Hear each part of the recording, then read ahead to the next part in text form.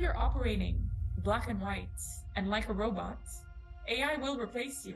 We have with us Sara Boueri. Sara's professional journey is a testament to her unwavering dedication to understanding the intricacies of human experience within the domain of employment. With a background in psychology, she ventured into the world of human resources, where she has spent more than 2 decades honing her expertise as well as helping individuals and organizations to take up the best practices benefiting employees and organizations alike.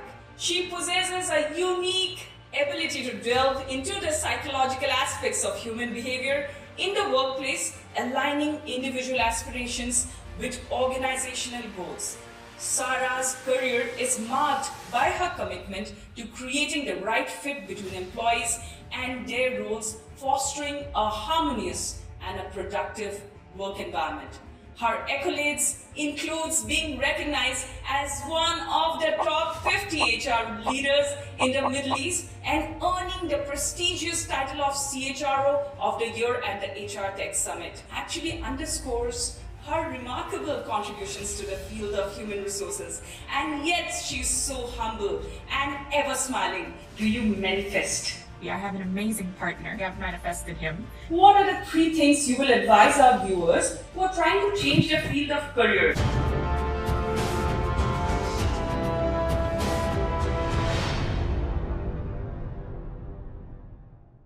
Hi everyone, welcome to Self-Discovery Podcast, where we talk about topics concerning mindfulness, spirituality, overcoming fear and failures, creating the right mindset in people, speaking to leaders in varied fields about their success as well as their failure stories, which usually people don't talk about. So we have with us an esteemed professional with an expertise that goes beyond borders. Her name is Sara Boueri. In this episode, we have the privilege of delving into Sara's wealth of knowledge and experience, exploring the dynamic intersection of psychology, human resources, and the ever-evolving landscape of the future of work. Welcome, Sara. How are you today?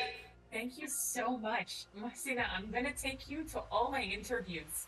And in all my interviews, I want you to introduce me just the way you have. You've made me sound so awesome, more than I deserve for sure. No, absolutely. This is your humbleness that is speaking. You deserve much more. Okay, you have the things that you have done. I'm really amazed at it. And I love that usually what happens, I'll just tell you, when you deal with human beings, and mostly people I have seen that, they can be in any sector when they're dealing with human beings, the kind of joy that I see on your face, okay, I see it drained. They're drained because they're interacting with so many energies. They're absolutely drained. But the kind of energy and the smile, the aura that I see in you, it is amazing because you are dealing with human beings and yet you're so refreshed as if you just love every bit of it. Okay, it comes out as a passion. Okay, so I really love it. Could you tell me one thing? Why did you choose HR, that is human resources, after studying psychology as a discipline? That's an amazing question, and not a lot of people ask me that. There's a very clear reason why I went into HR after studying psychology. I've always had a passion for people, for getting to know them. I moved around a lot as an individual, and I also have another passion, which is business, family businesses in Africa. And so when I finished my degree in psychology, I had 2 options. I could either become a psychologist and only deal with individuals, or I could combine both of my passions and help people still, but at the same time use my passion for the business and the organization in order to marry both of my passions. When your passion becomes your business, okay, there is no limits to the growth. There's no boundaries that you see because you create that. You can keep going, moving forward because you're passionate about it. You love this so much, okay? So it shows. Now, can you share an example of a decision which might seem like a risk to others, but it has worked wonderfully in your case? Can you please guide us through it? So I think the riskiest or boldest move I made was leaving the consultancy world in 2016 and going into the operations of a business. It was extremely risky for me because I ended up joining a huge family business, and most of the people were 10 to 15 years older than me. I was the only female on the leadership team. Prior to taking that role, I had a lot of people say it's too big a jump. I read a quote from Richard Branson: if an opportunity seems too big for you at this point, take it and figure it out, and just figure it out when you get there. And so I was like, I could potentially crash and burn with this thing, but now is the time to take a risk. I don't have any, or I didn't have any dependents at the time. So this was in 2016, and it's been an uphill journey ever since. Wow. You took the leap of faith. You actually went ahead with courage, because it takes a lot of courage. Why I feel most of the people from a mid-level, they are never able to break through to the top of the organization. It is only because they're intimidated. They feel that they are not good enough, okay? Or, somebody else who's out there, they create that idealistic kind of a mindset for that person rather than for themselves, and they're not able to cross over. Amazing, because this is a story of courage that you just said. So, did you feel that in this journey of yours, there's some level of intuition that has helped you, or you have followed what your gut feeling has said, even though others around you have said completely a different story about it? So, do you think it works? Yes, I 100%. I try and follow my guts whenever possible. Sometimes I'm wrong, but this is the journey of life. It's not so much about failing or making mistakes, but it's about what do you do when you have failed or when you have made a mistake. And I let my guts or my intuition guide me for at least, I would say, maybe 70%. Sarah, I want to ask you here, what are the 3 things you will advise our viewers who are trying to change their field of career, as in they're stagnant right now, they have achieved some bit of it, and they are saying that, listen, I'm going to leave it. Say a doctor saying that it's enough. I've studied so much, I've done so much, but my passion is this, and I want to follow it. What kind of advice would you give them? What I can tell you is what's worked for me, and you can take whatever you want from it, but we're all on a different journey. We're all on a different path. I've always adopted a growth mindset. I'm not a fan of the status quo. I'm not a fan of doing things the same way. I always believe that things can get better, can be better. If you look hard enough, or if you're creative enough, there's always a solution. There's something to be learned every single day, and you just need to be open to this learning that you have. So number one is a growth mindset. Number two is I'm passionately curious. I love to understand how things work. I love to understand the reasons behind certain dynamics or certain decisions. So I try and educate myself as much as possible through asking people questions, through understanding. I'm not afraid to look like I don't know what I'm talking about. I'm not afraid of asking. And then the third thing is be creative. There's no point doing something the same way everyone does it. There has to be a twist, and there's always a twist. And so these 3 things where I like to grow, I like to be curious, and I like to do things differently. And these 3 guiding principles are kind of like my northern star. I believe the adaptability really helps. Yes, if you can adapt, you're just open to changes. It doesn't matter, from what discipline you have come from. Just be open. The world has a lot of opportunities for everyone. I feel, we are 8 billion plus, okay, but we are still in that we can create our own story through, in inner introspection. When we go ahead with that inner introspection, we get a lot of knowledge then from the outside world. Okay, so another thing, what are the wellness practices or rituals do you incorporate, not just in your daily life, but the organizations that you go in and you see employees, because there is stress. Employment is a stressful job in any form can it be. So how do you create? I see yourself as really like energetic, okay, happy. How do you create similar levels of energy in employees, and what is the ritual or rituals that you would tell people to follow? For me, wellness equates very much to belonging and to inclusion and to feel appreciated. We are all stressed. We all have things going on in our lives. We're all fighting some sort of fight in our lives. We're all going through something. What I feel has really helped in the HR department is we do this thing called we hold space for employees, which means we listen to them not necessarily to solve their problems, not necessarily to offer them advice, but we listen, we care. And this is irrespective of whatever company I've been in. These are the acts that I choose to do in order to really promote a wellness culture in whatever organization I'm in. This is so heartwarming. I'll tell you how it is. Everybody is going through something or the other in their lives, okay? Listening to what they're going through, listening that how their family is, that itself is healing for the other person, I feel. And people don't have that time. They don't give that time. And even close ones today, they don't give that time to each other, They're more into their own lives. So this is so amazing, and I again want to ask you here, how do you maintain your balance after listening to all that? I get my energy from seeing people happy, from making a difference. I genuinely believe in the power of paying it forward. So I can hear an employee's worst story ever, and I can genuinely feel with them. And then towards the end of it, if I've managed to alleviate this person's pain or stress or worry, even just 1%, I take that as a win. This is something that I really would recommend that anyone try is you're going through a hard time. The best way to de-stress, the best way to feel better, the best way to feel energy and energized is to help someone else. So this is my meditation and this is my wellness platform or a thing for me.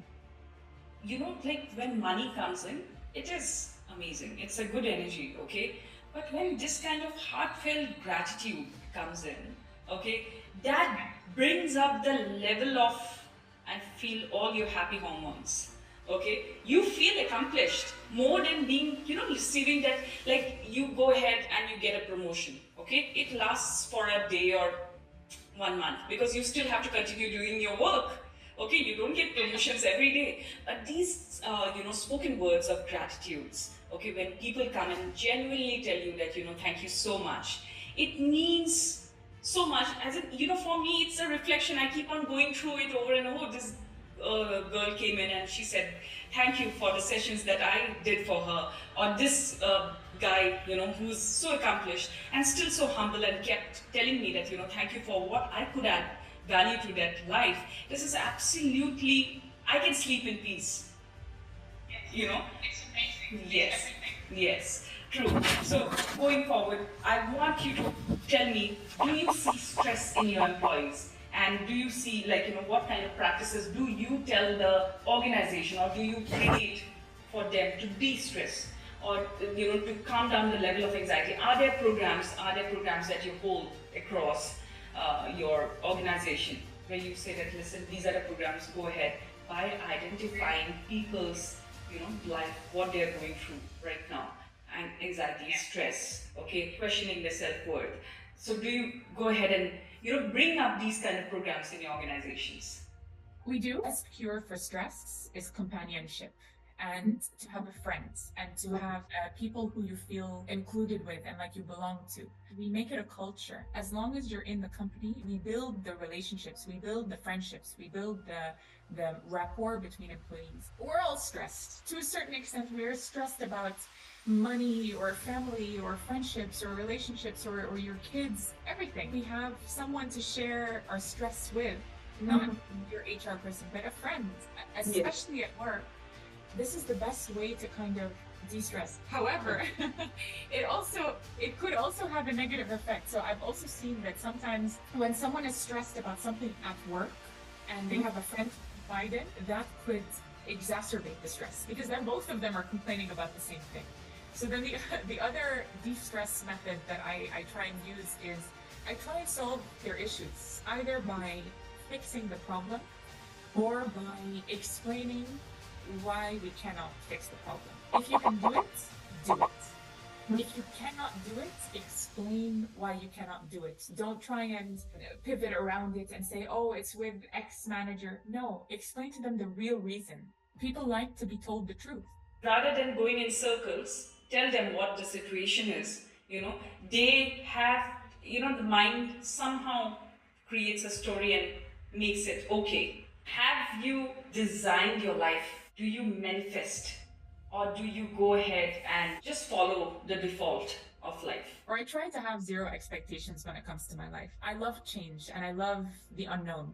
So I like to not know what's coming next. Have I manifested certain things? Yeah, I have an amazing partner. I've manifested him. I have an amazing family. And obviously the power of positive thoughts is incredible. But to really make things happen around you, you have to go and do something and get it. I will be a millionaire. You can believe it. Manifesting, it's a process. You think of something that you really want, you work on it. It's not that you sit in a chair and you just daydream about it, that someday some opportunity will knock and tell you that, listen, this is on a platter, will provide you. No. So now we come to a question which is about leadership. And I see a lot of leadership qualities in you. What measures are necessary for effective leadership development and management in an organization or in life itself? The beauty of COVID, it empowered employees and it showed employees that you're more powerful than the job and your life is beyond whatever job that you have. People all over the world lost jobs and or left jobs and they were fine. They found something else. COVID took away this fear of being unemployed because we were faced with it and it suddenly empowered employees to have a voice. And with this voice comes a lot of power. And employees should use this power in order to help leaders develop. Because prior to COVID, I mean, there was quite a lot of talk about the soft skills that leaders need in order to be better leaders. But post-COVID, it didn't become a talk anymore, it became necessity. Leaders had to be better. They had to behave better. Otherwise, people would leave. And when people leave, it's a big hit in the business. So I would say before a leader becomes a leader, or when a leader is in a leadership position, it's not the performance or the metrics. That's not the leader's role. The leader's role is to harness the power of the team and to make sure that there are no obstacles in the team's way and to remove these obstacles. Too often you find leaders that are doing the operational job, which is great if hands are needed, if they need help. But when a leader is failing to delegate because they're wanting to do everything on their own, and all they're doing is, or they're doing the work instead of helping the obstacles or push the obstacles out of the way, it's not great for it's not efficient, firstly. Like, why do you have this big team if you're going to do all of the operations? So I would say leaders need to work on, or really need to understand that their role is very simple. Move the path and get rid of all the obstacles in your team's path. In order to do that, you need to understand what those obstacles are. It could be issues with other departments, issues with leadership, issues with you as a leader, issues within the team, so inter-team dynamics. It could be budget issues. It could be infrastructure issues. Maybe we don't have the right IT things. The main metric a leader needs to follow is my team's life easier or not easier with my involvement? And so it's make your team's life easier. Create the environment.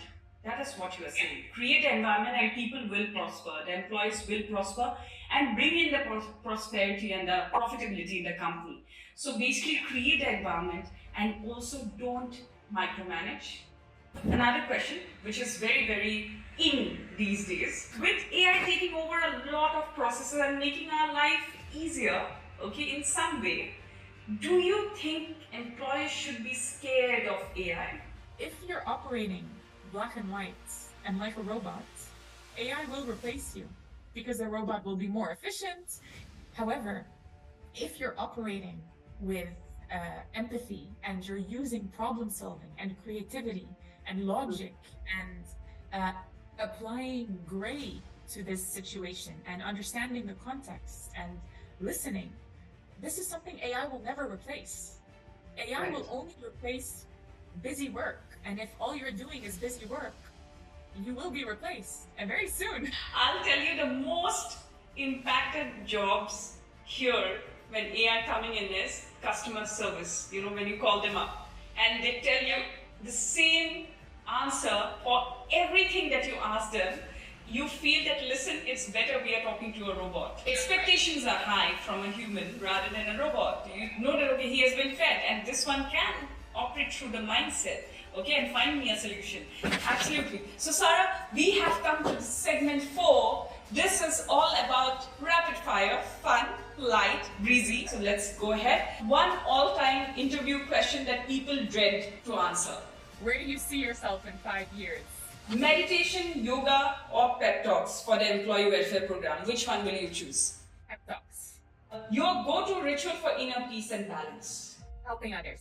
Superpower that you want to have in your life at present. The power to speak every single language on earth. How many do you know? I can communicate in 4.5 languages. I say half because What I is that speak half? Hindi/Urdu. Oh, okay. So wait, hold on. आपकी मेहनत का बहुत शुक्रिया. Oh my god, you know, I think you are amazing at it. It's not half anymore, it has crossed that. Money or fame, which one would you choose? Money. Are you a morning person or a night owl? Well, both. I wake up early. However, when I'm working, I'm a night person because I can only start my work after employees leave. Because otherwise, they're always in my office and they're coming in. So I usually work after hours at work. So coffee or tea, which is your go-to energy drink? Chai chahiye. Oh, very good. You know, I hardly hear this in people. So basically, people who work in corporate are always a coffee person. Yeah, I don't drink coffee. I drink karak chai. So chai con chini or दूध. So hard work, skill set, or hustling? Which one? I would pick hustle. And the reason hustle and not hard work or skill set is hustle is less robotic. Hustle means you're able to communicate, you're charismatic, you're charming, you have good influence skills.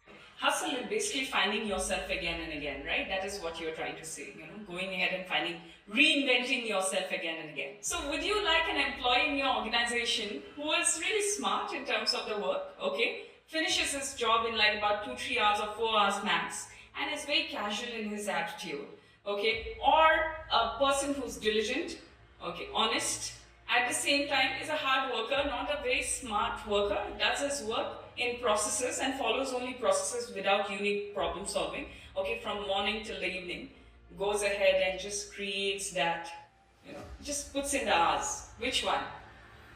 1,000,000% smart work. I would prefer someone who can get the job done in 2 hours and then go on with their life than someone who gets the job done in 10 hours and can barely figure it out. So, career or love life, if you have to choose one between this? Love life, for sure. Yeah. Money or love life? Love life, for sure. If you could do a totally different profession today, you know, so what would it be? How will you reinvent yourself? My dream profession, ever since I was a kid, I've always wanted to be a singer, like a performer. But like on a realistic front, if I could reinvent myself, I would love to be the CEO of an organization. So Netflix and chill or outdoorsy, which one? Netflix and chill over going out at night, for sure. I prefer to be home at night. It depends on what time. So if it's outdoorsy in terms of activities, then definitely activities over Netflix. Planned or spontaneous? How do you run your life? I'd say more spontaneous. So one last thing I want to ask you here. What is that one mistake that you have done which you think that you have learned from it more that made a lot of sense in your life? I had to leave Lebanon in 2007. There was a conflict in Lebanon in 2006. So I had 2 or 3 different options, and I chose Australia. I wish I had chose something else. Australia is great. I love it, but I feel like maybe life would have been different had I gone to a different university in maybe the States or somewhere in Europe. You're right, sometimes, but also I believe in one thing, and I'm sure you do too. There's nothing that I would have achieved this before and this later. So we are here at the most opportune time because this is a divine timing. I have come to that thing, okay, that segment where I'm going to read out your energy. So first of all, Sara, there are no emotional and mental blockages, okay? Though there are psychic attacks from around, but inside you, you're very content, you're very fulfilled. The beliefs that you have actually, that you are capable of achieving your career goals. You're very confident about it, okay? Another belief that gives you wings, I would say, is that you are confident in your abilities and potential. You don't deny it, you don't doubt it, actually. You just go ahead and you practice it, okay? So this is another amazing belief to have and to achieve, laurels in your life. Now, one more is that you believe that you will be a role model to the future generations to come. It's true. I hope so. I hope so. If you want to manifest that would be great. You have this belief in you that you will be a role model to the future generations, and this is strongly there inside you, and it is going to come true, okay? You feel that you're not limited by societal expectations. You will not give in to societal expectations. You will create your own way in life, own journey. Yes? Love it. How do you know all this? Because I can read your energy. You claim this thing very well, that you are a leader, okay? So you have this claim that I am a leader. You have this, and you, every day, whatever you are doing, you are progressing in that leadership role of yours, okay? So you've already claimed it, and this is an amazing energy because people don't have this, and most of them remain followers for a long, long time. So you have claimed this belief in you. There's another belief that you have, that you can turn your dreams into reality, and you are an amazing and a valuable contributor in your workplace. The most important belief that you have is that you believe in yourself no matter what. Okay, so this is something that you didn't have to work on, probably you have just realized it and you are going through it in your life, and it has helped you in any situation, like the situations that you faced at 27 and now. Okay, no matter what kind of mistakes happen and what kind of revolutions happen, but you are not affected by it because you know that there's a long way to go, and you have claimed that path for yourself. So that's really amazing. Okay, Sara, it was such a lovely podcast. I love the energy in this. I've been in many podcasts, many interviews, many panel discussions. I've had moderators moderate many sessions. This has been one of the best sessions I've been on. And not because you just showed me all of the nice compliments that you have, but I love the questions. I think the questions are truly well thought of. They're relevant. They're not the standard questions that everyone asks. Where do you see the future of work? Like all of these things. They were really, I can tell that you thought of the story, you thought of the flow, you thought of how it works. And because of this flow that you had, the conversation was just, when I read the questions, I didn't prepare for any of them because I read them and I'm like, this is a conversation. This is an everyday conversation that we can have. And this is something that's so rare. And really, you have a passion for doing what you're doing. Thank you so much. It has been my honor to actually host you because, I feel that you're so driven, okay, and you're receiving it, but you're not stopping. You're like, okay, listen, this is just nothing, I'll go forward. It is nothing. It is just, you're giving it all to your team. You're giving it to everyone around, okay, but when it comes to you, you're saying that, listen, 30, 40 more years, I'm not going anywhere, okay? So I will follow my path. So that's really amazing. I see that in you, okay? And I'm really happy to, share this positivity with you, because you are exuding positivity. Okay, thank you so much. Shukriya.